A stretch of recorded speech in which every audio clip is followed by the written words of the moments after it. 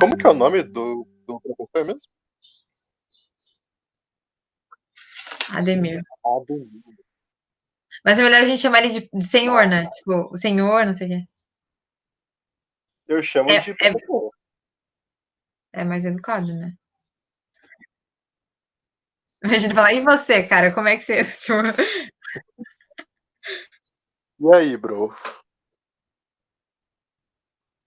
sim, sim. Uhum. Eu tava Tu escutando já um trocou podcast uma aqui. ideia? Oi? Tu já trocou uma ideia com ele antes, Vini?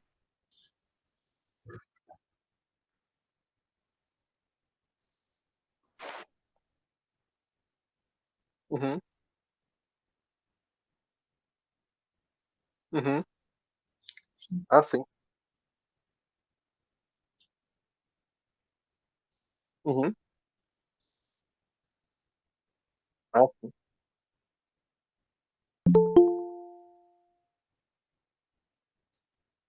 Let's go.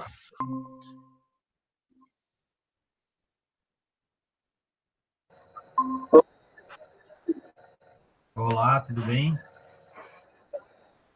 Boa tarde. Tranquilo?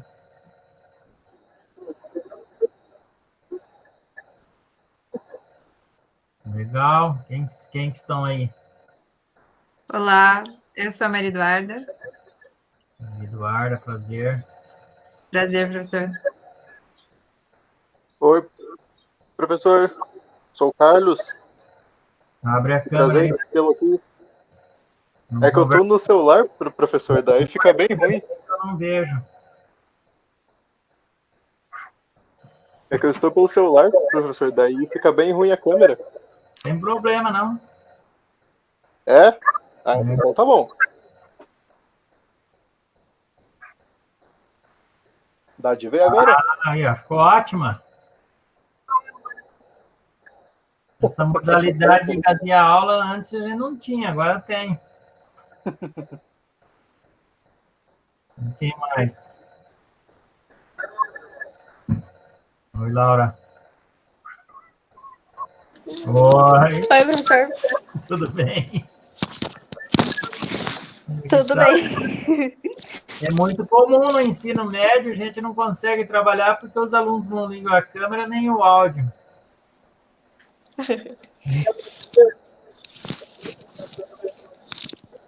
Uhum. Pois é, pois é, esse tem sido um problema sério. Hoje de manhã eu tive aula com a turma que eu trabalho, né, no doutorado em Educação e Novas Tecnologias. Temos 5 horas de aula no Google Meet e o tempo todo o pessoal com as câmeras e os áudios ligados. Então, o principal problema das aulas remotas é que não há interação, né? E aí, já no estrito senso, a gente consegue. Inclusive, tem colegas nossos da graduação reclamando que os alunos também não abrem as câmeras na graduação. Aí fica difícil, né? Porque se o aluno não se coloca, como é que o professor vai se colocar, né? Verdade. Pois é.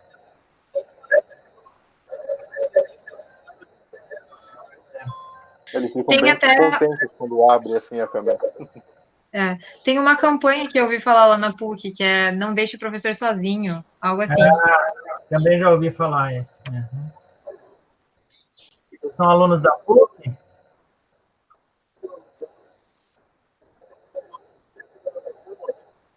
Uhum. Também, também fui aluno da PUC já faz algum tempo. Que bacana.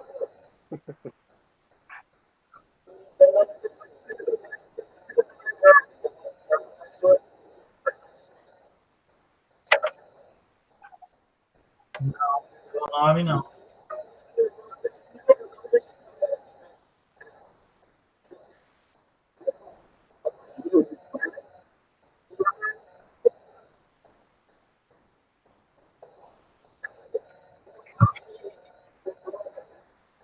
Certo.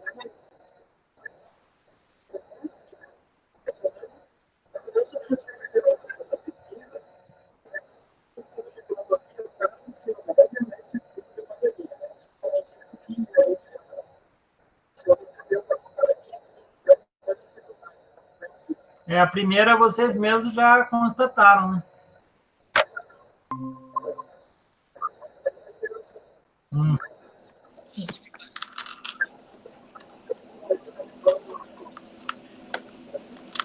Sim. Lembrando que eu sou professor de ensino médio, há 30 anos que eu atuo no estado do Paraná, foi a primeira vez que atuei dessa forma remota. Sou professor da graduação em diferentes cursos, pedagogia, administração, serviço social, trabalhando com filosofia, e trabalho num curso de estrito sensu, mestrado e doutorado em educação. Também usando o mesmo, agora, antes era tudo presencial, mas agora usando as mesmas ferramentas de interação, que é o ensino remoto.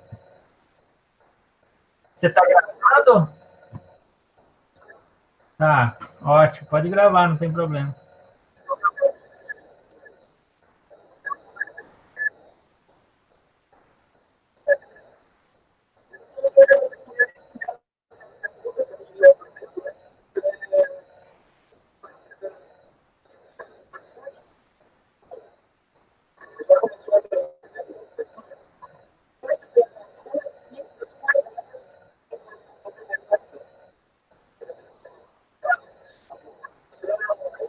Uhum.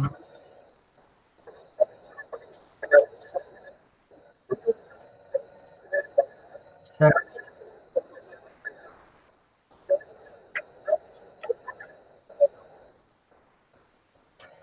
Bom, eu me formei já faz algum tempinho, acho que vocês nem tinham nascido ainda, me formei em 1988.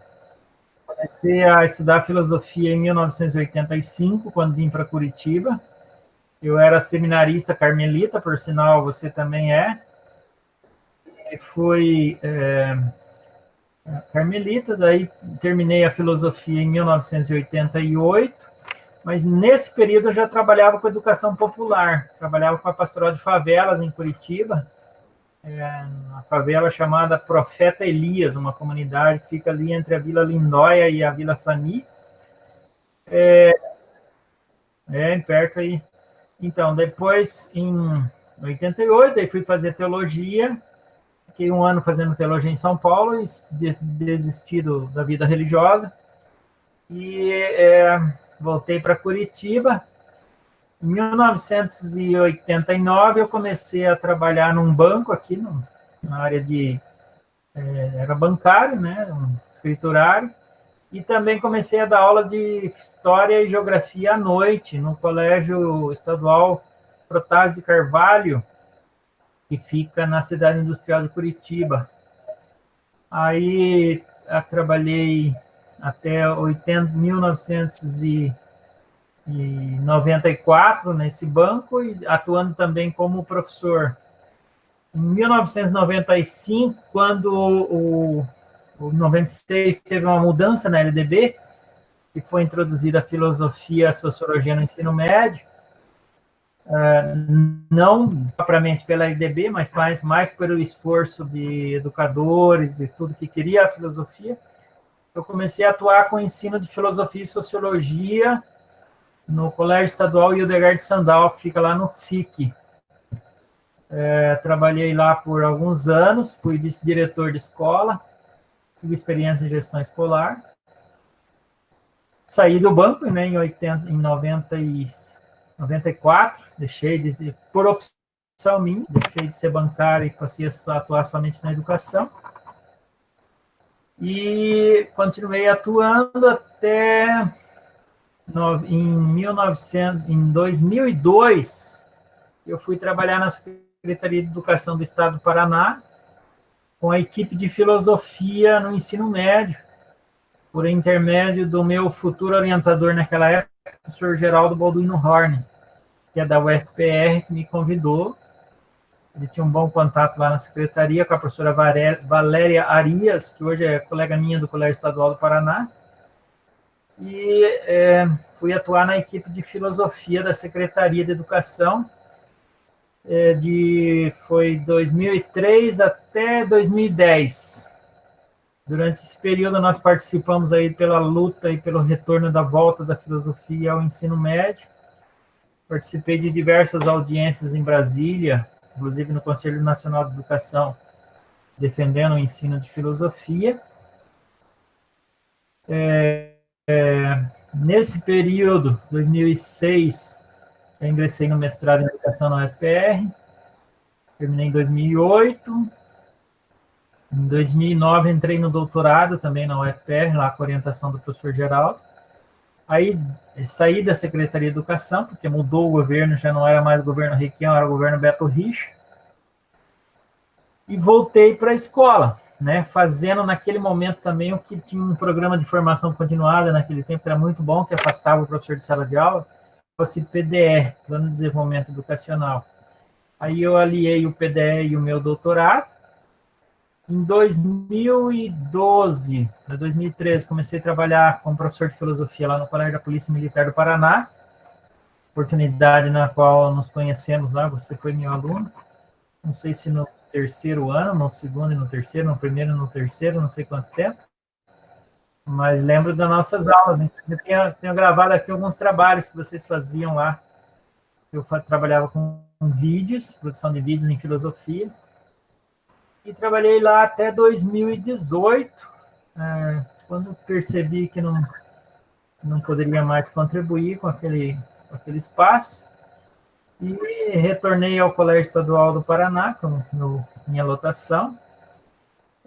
Em 2016, comecei a atuar no estrito sensu, num programa de mestrado e doutorado em educação aqui de Curitiba, que é na faculdade, a Universidade Uninter, o Centro Universitário Uninter. E eu, atualmente, né, esse ano, atuo com ensino de filosofia lá no CEP, Colégio Estadual do Paraná, com 14 turmas. Até março eram presencial, depois se tornaram remotos, né? E na Uninter, tenho acho que uns 10 orientandos lá, 9 de mestrado e 1 de doutorado, atuando na pesquisa sobre educação e novas tecnologias. Um pouco aí meu percurso acadêmico, meu percurso profissional é esse, minha experiência é um pouco essa.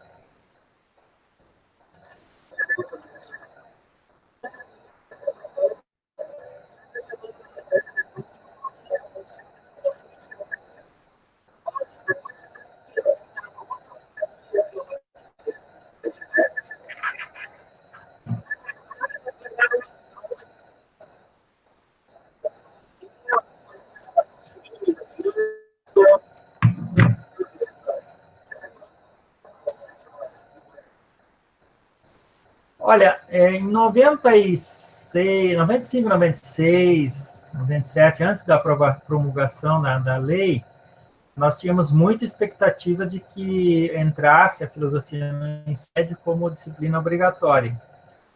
Até aí, quando o Fernando Henrique Cardoso roeu a corda, né, um sociólogo que roeu a corda de sociologia, inclusive, se vocês quiserem saber um pouco mais sobre isso, podem ler minha dissertação de mestrado, eu faço um pouco esse relato, meu orientador também, na tese de doutorado dele, o professor Geraldo Horner, relata isso também, tem outros documentos que relatam isso, tá?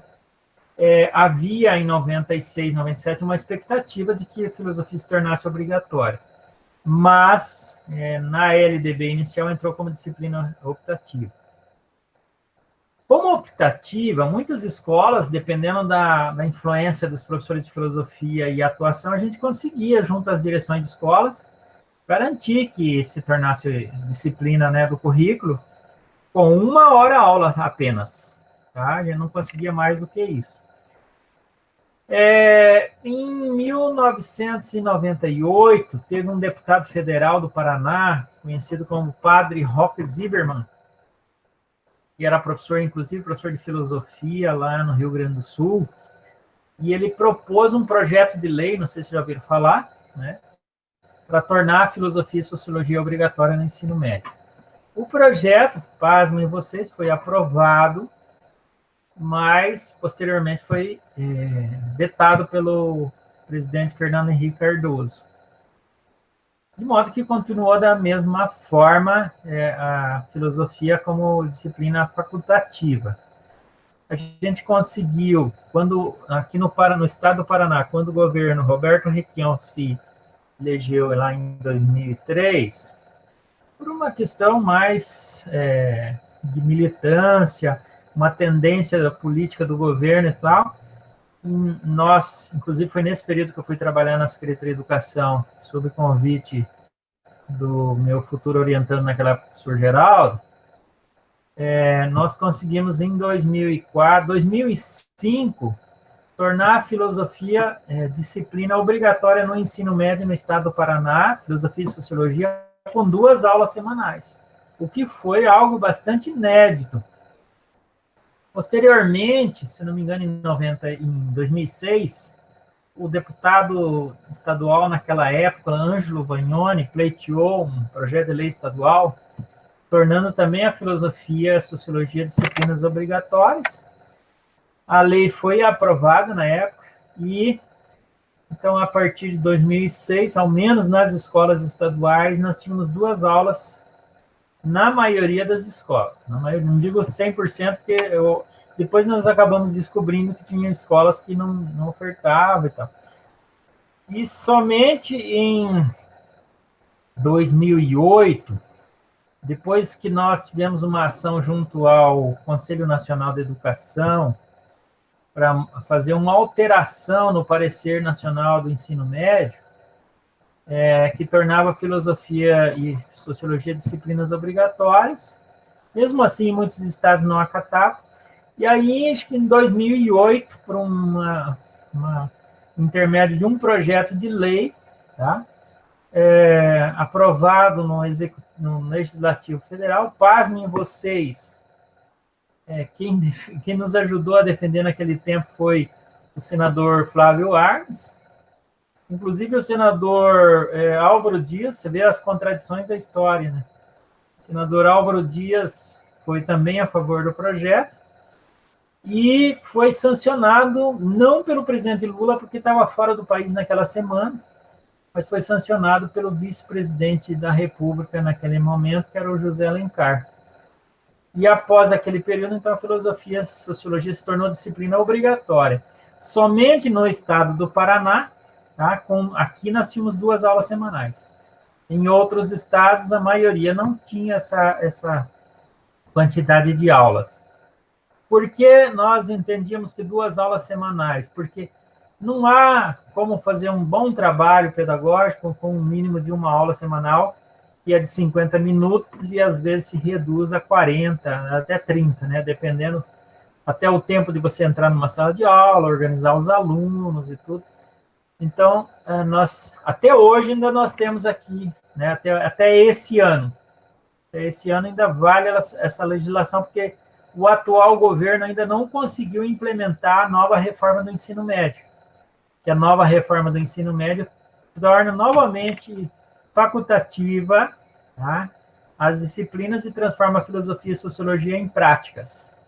Mas até o momento vale o currículo que a gente conseguiu aprovar lá em 2006, que eram 2 aulas semanais. O ano que vem nós não sabemos como será.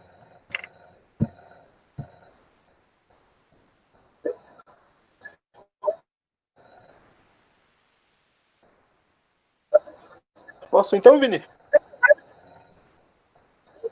Beleza, então. Professor, com relação à sua metodologia em sala de aula, como que é para passar para os alunos de ensino médio todos os conceitos, toda essa tarefa da filosofia, que muitas vezes alguns interpretam como meio difícil, assim. Qual seria o seu método e quais os desafios dessa tarefa? Olha, tem um livro de um pensador francês chamado Jacques Rancière, não sei se vocês conhecem, chama-se O Mestre Ignorante. E eu me inspirei bastante nesse livro, né? Fui aprendendo muito durante aí os 30 anos que eu tenho como professor, que não adianta ser o professor explicador, certo? Nesse livro, o Jacques Rancière trabalha bem essa questão, que o professor explicador, ele é um embrutecedor, né? Porque ele tende a explicar da forma como ele quer. Eu fui aprendendo a não ser o explicador, embora a tendência de ser o explicador em sala de aula é muito grande, e os próprios alunos cobram isso, porque é mais fácil para o aluno que o professor seja um explicador, porque ele gostaria de não se envolver com o processo de entendimento próprio. Então, eu fui tentando muitas metodologias pelo acerto e pelo erro. Tentando a chamada sala de aula invertida, promovendo seminários com os estudantes, promovendo estudos. Uma coisa que eu aprendi, especialmente depois que ingressei no mestrado, por um intermédio de um outro professor de filosofia que chama-se Edson Rezende, aqui da região de Pinhais, em Curitiba, foi trabalhar com mapas conceituais, né, por meio do qual os alunos são, vamos dizer assim, chamados a produzir mapas a partir da concepção de Nova, que foi o cara que criou essa ideia de mapas conceituais e de aprendizagens significativas, que o aluno construa uma espécie de organograma de conceitos, que torna mais objetiva a aprendizagem filosófica, que é bastante abstrata, especialmente para os alunos do ensino médio. O trabalho com a produção de vídeos, tá?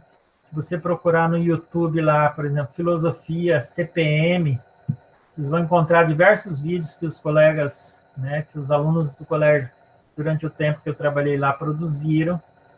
Alguns bons, outros frágeis. Eu tenho aqui, acho que em torno de uns 300 CDs. Eu preciso criar uma espécie de uma plataforma para abrigá-los na internet, para salvar esse material, que são produções de alunos, porque muitas vezes eles me entregavam em CDs naquele momento. Tenho também no meu Drive muitos vídeos que os alunos foram produzindo, alguns mandavam pelo Google Drive, ou pelo Hotmail, pelo Microsoft. Com essa tentativa de criar, tá, uma espécie de laboratório de investigação conceitual em sala de aula. Para que o professor não seja o explicador propriamente, mas que o aluno seja o entendedor. Tá? Depois, no doutorado que eu fiz com o professor Geraldo Horn, pesquisando também aprendizagem filosófica,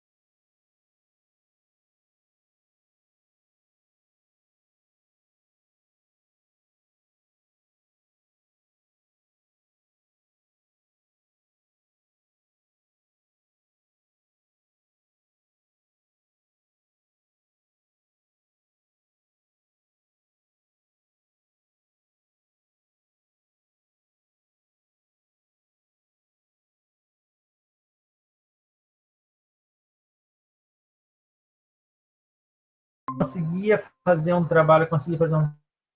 trabalho e eles mesmos apresentavam, eu mobilizava o processo, mas teve uma turma que simplesmente se recusou a fazer isso. Eles queriam aulas expositivas e não queriam aulas dialogadas. Então, depende muito do sujeito, né? Depende muito da turma com a qual você consegue instalar esse processo. Agora, pela minha experiência, o pior tipo de aula é a aula expositiva.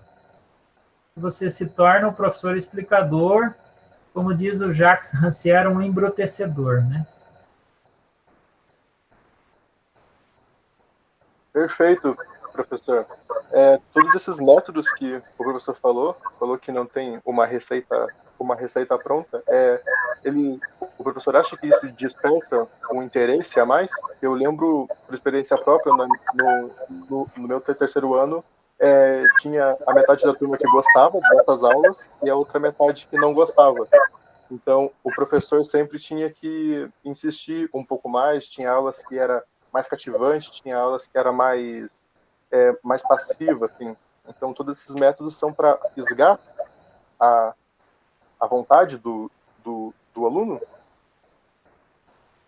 A gente tem que, como diz, tem que ter um termômetro para medir o interesse da turma, né? E respeitar muito esse interesse. Então, turmas que querem mais aulas interativas, você propicia isso, você valoriza e tal.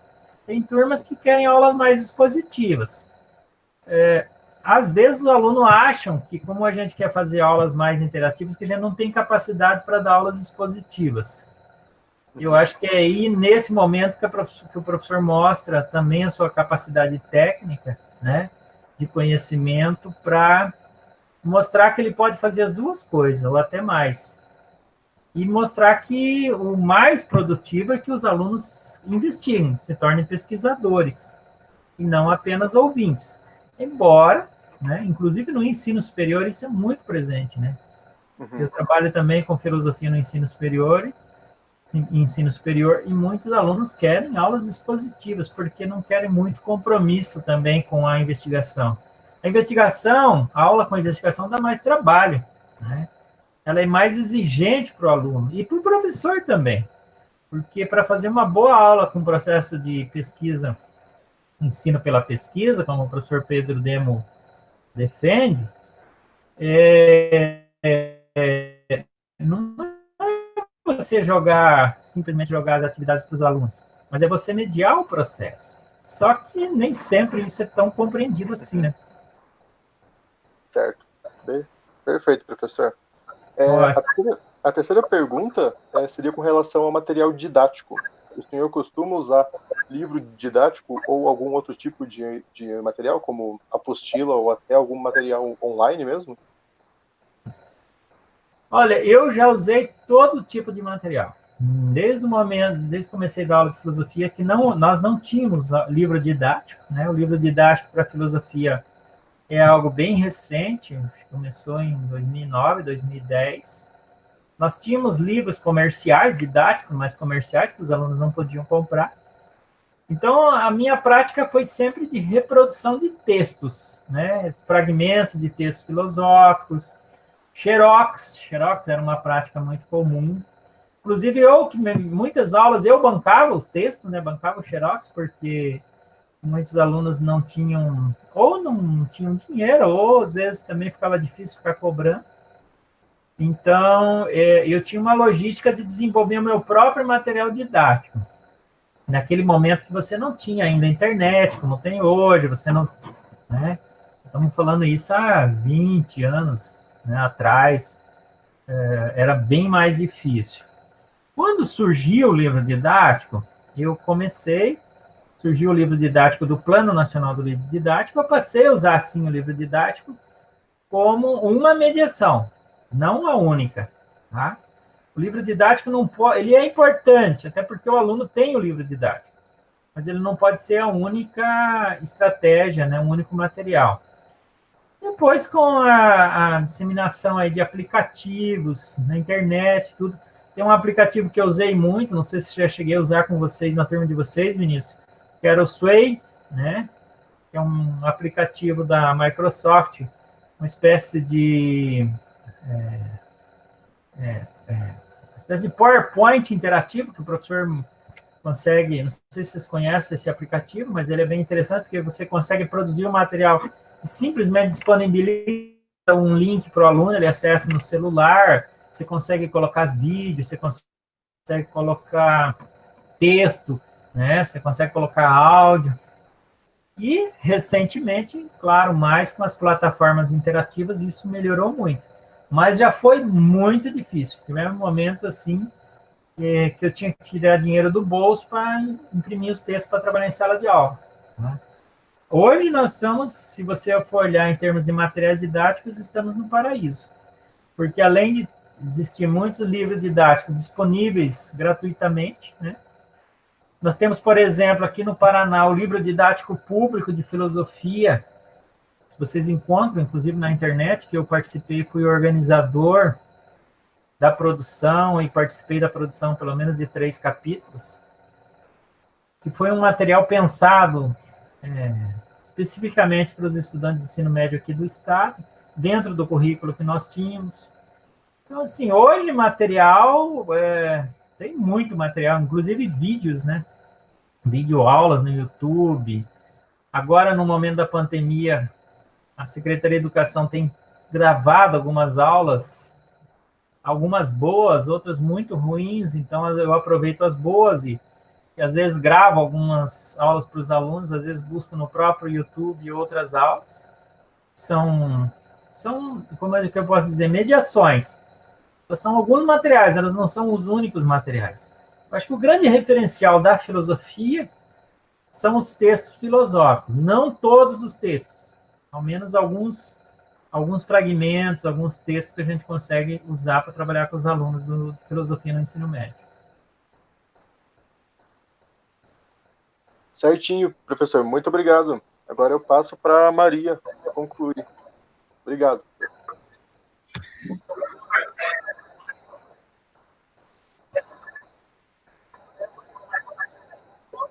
Sim.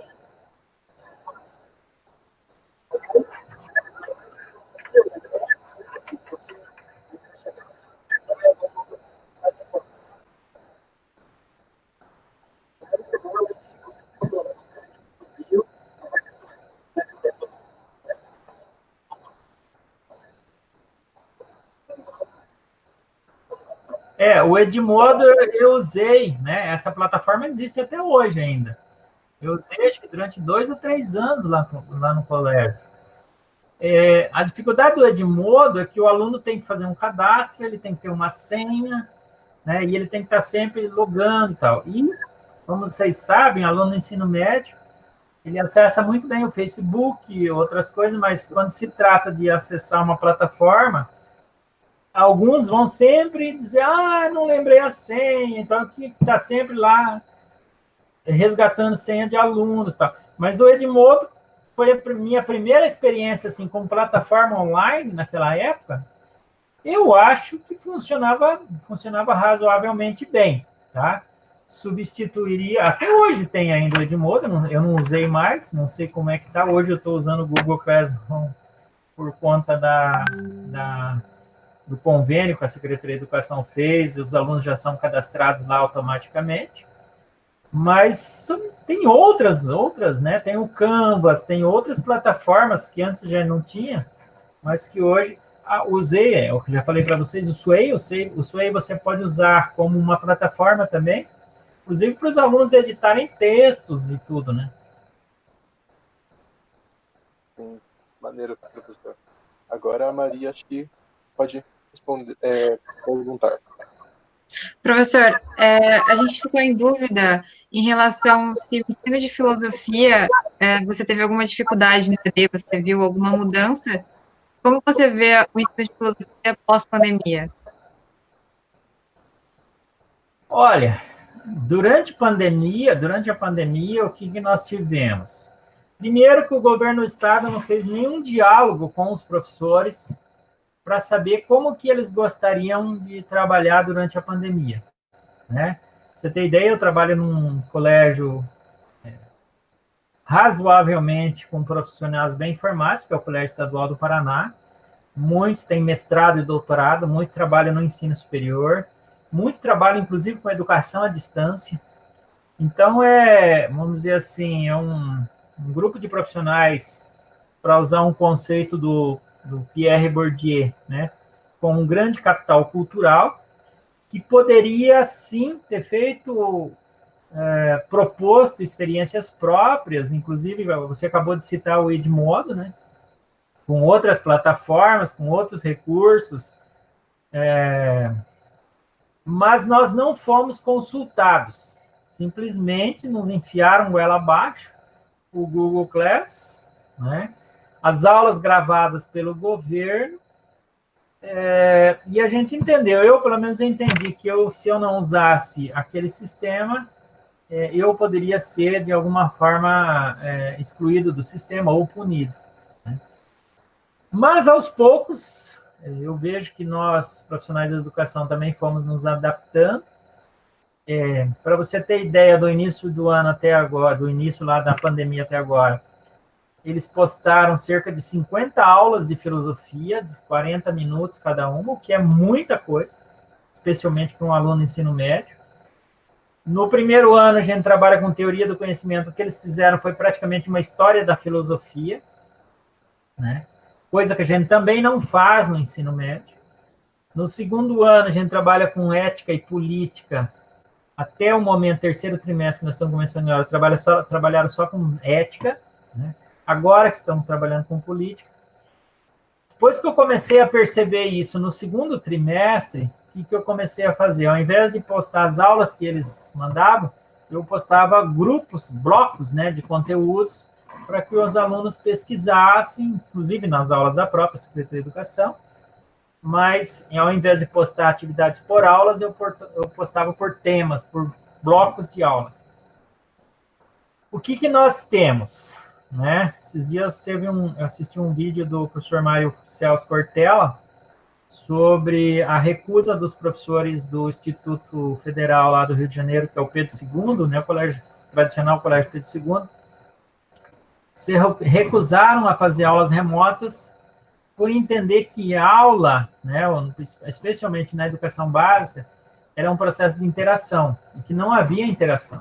Então, se não há interação, você não tem como avaliar o ensino, de acordo com o Cortella, e não tem como avaliar a aprendizagem. Então, o que nós fizemos? Eu acho que a maioria dos professores fez isso, eu fiz isso. O que nós fizemos durante esse período todo até agora? Foram postar aulas, postar atividades e receber atividades dos alunos, sem conseguir avaliar efetivamente, qualitativamente, a aprendizagem deles. Apenas avaliação de se fizeram ou não fizeram. O máximo que eu consegui é verificar, em alguns casos, se havia ou não plágio, porque é uma tentação muito grande, especialmente para o aluno do ensino médio, ir lá na internet copiar tudo e colar. Né?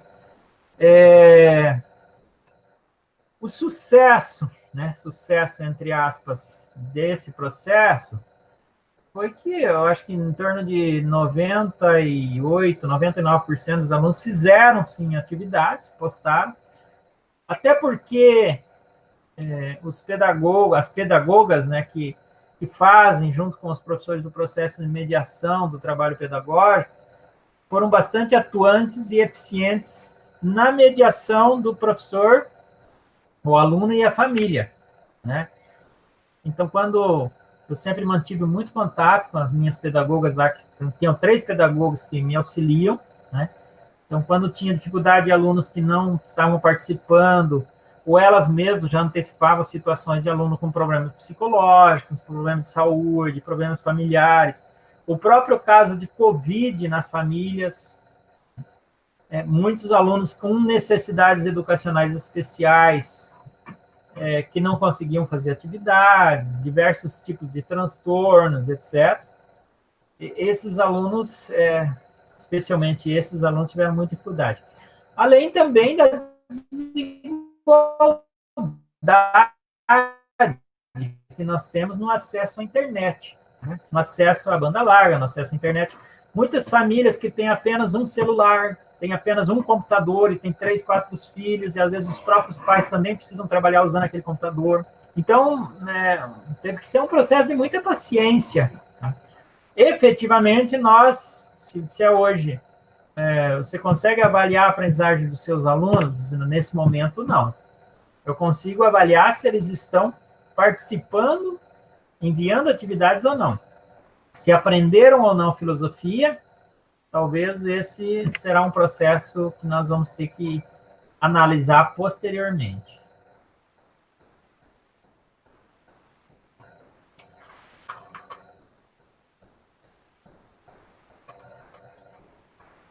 Eu acho que é isso. Mais alguma questão? Professor, você acha que pós-pandemia vai ter alguma diferença no ensino de filosofia? Ou... Bom, para o ensino de filosofia e sociologia, especialmente nas áreas humanas, vai depender muito da reforma do ensino médio que começou lá no governo Temer, né, que é o grande golpe que nós tivemos na educação com a reforma que o Temer implementou. Primeiro na corte de verbas, na reforma da BNCC, eles impuseram uma BNCC na sua terceira versão, que não era a que vinha sendo discutida. Fala-se em organizar o currículo por área de conhecimentos, fala-se em organizar o currículo por... como é que chama? Como é que eles dizem? Itinerário de aprendizagem, tá? E nós não sabemos. A grande apreensão hoje, nossa, de professores e educadores é essa, nós não sabemos o que vem pela frente. Claro que com o uso dessas ferramentas remotas, até porque eu trabalho num programa de mestrado e doutorado em Educação e Novas Tecnologias, nós poderíamos tirar muito proveito, especialmente com a implementação, não do ensino à distância na educação básica, mas com o ensino híbrido, que as ferramentas tecnológicas, desde que fossem disponibilizadas para os alunos, a internet, por exemplo, se reconhecer a internet, a distribuição da internet gratuita como direito à educação, né? Porque se a educação passa hoje pelas novas tecnologias, então o direito da educação passa também pela democratização da internet, da banda larga, do acesso e também dos recursos tecnológicos. Se isso for entendido assim, talvez nós tenhamos, de fato, uma mudança, tá, na concepção de trabalho pedagógico. Porque se nós tínhamos antes um trabalho pedagógico que era analógico, né, analógico no sentido de você fazia presencial, um dia atrás do outro, etc. e tal, com a inserção da concepção do trabalho pedagógico digital, você rompe essa barreira do tempo em sala de aula, você rompe a barreira dos 50 minutos de aula, você rompe a barreira do currículo fragmentado, e, de repente, pode sim, há possibilidades, né, de que, de fato, a gente consiga implementar uma nova fase na educação brasileira e mundial com a concepção do trabalho pedagógico digital. Mas isso tudo depende muito de investimento em educação, depende da reforma que esse grupo político que domina o país atualmente quer fazer, e o Paraná, né? Especialmente porque não nos ouvem, não ouvem os professores da educação básica, nós não somos ouvidos, não ouvem os professores das universidades, especialmente das universidades públicas, tá? Hoje, a gestão da educação no Brasil, eu tenho um artigo publicado sobre isso recentemente, sobre a educação gerencial no Paraná, ela está sendo gerenciada, está sendo gerida por fundações, por ONGs, por grupos privados dentro da própria educação. Então, se você fizer essa análise por dentro, você vai ver que tudo depende muito, tá, do grupo político que está à frente da educação do país. E o grupo político que está à frente da educação no país não é o grupo político que faz pesquisa em educação no Brasil. Tá? Se vocês olharem, por exemplo, Conselho Nacional de Educação, quem participa hoje do Conselho Nacional de Educação não são mais representantes das grandes entidades de pesquisa, não são representantes das universidades, né? Esses dois grupos de educadores da educação básica, os educadores da educação básica tradicionalmente nunca foram ouvidos, mas agora, especialmente, os pesquisadores do ensino superior também não estão sendo.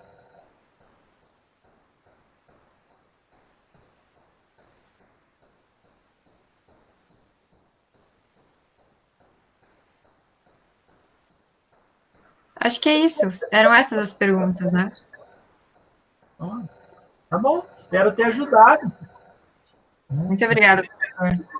que vocês possam fazer um trabalho bom. Transmita meu abraço lá para a professora de vocês. Você mencionou o nome, como é que é o nome? Ivana. Manda meu abraço para ela. Ivana, bom trabalho para você com seus alunos aí.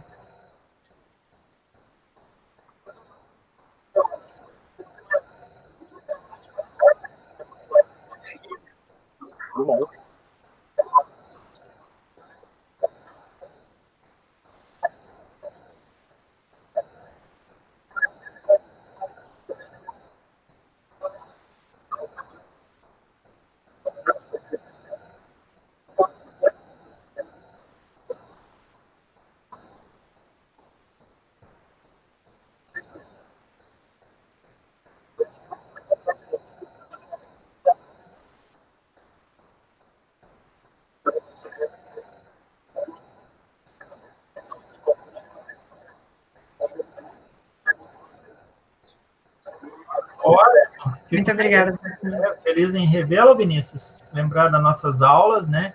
Imagino que o Carlos e a Maria também tenham sido excelentes alunos do ensino médio. A Laura meio que se escondeu, né? Faz parte aí da estatística da pandemia dos alunos que se escondem, mas faz parte, né? Eu gostaria de ter respondido perguntas da Laura, ela sumiu. Mas veja só como é que é, né? O processo de interação remoto, né? Também a gente tem que respeitar as subjetividades, né? Então fica bem complexa a situação, tá bom? Me conta. Ah, ela estava anotando, ela era secretária, então? Isso. Ah, mas se vocês estavam gravando, tá tudo gravado, então. É. Tá bom? Obrigada, professor. Curso de filosofia? Obrigado, professor. Prazer. Eles são todos do curso de filosofia ou são de outros cursos também? Tudo de filosofia. Ah, Curso de todos. filosofia. Ah, me coloco à disposição, quem sabe voltarmos aí ao novo normal, né? Vocês possam visitar lá no Colégio Estadual, nas minhas aulas, ou na própria Uninter, tá bom? Com certeza. Obrigado, professor. Um abraço para vocês. Abraço. Fiquem bem, se cuidem. Obrigado, professor. Também. Professor também. Tchau. Tchau, tchau. Tchau.